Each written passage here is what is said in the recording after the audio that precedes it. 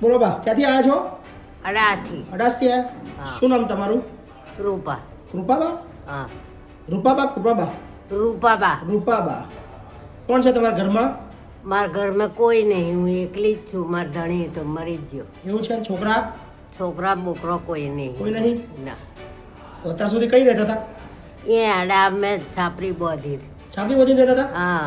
અને ખાવા પીવાનું? ખાવા પીવાનું મારે પેલી બે એલમી વિધવાને મળતા હતા. એમાંથી હા. એમાંથી ખાતા હતા બનાવીને જાતે? હા, જાતે જાતે. ઘરમાં તો કશું હશે જ નહીં ને? કશું નહીં, છાપરી ઉપર કાગળ નાખીને રાળો નાખીને.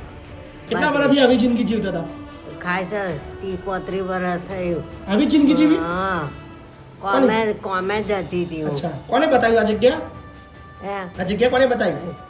એ તઈ છોકરો રહે છે ને. એ મૂકી ગયા તમને? હા, હવે કેવું લાગ્યું અહીં? સારું લાગે. સારું? જમવાનું જમવાનું સારું લાગે. સારું હાલે છે? સારું લાગે.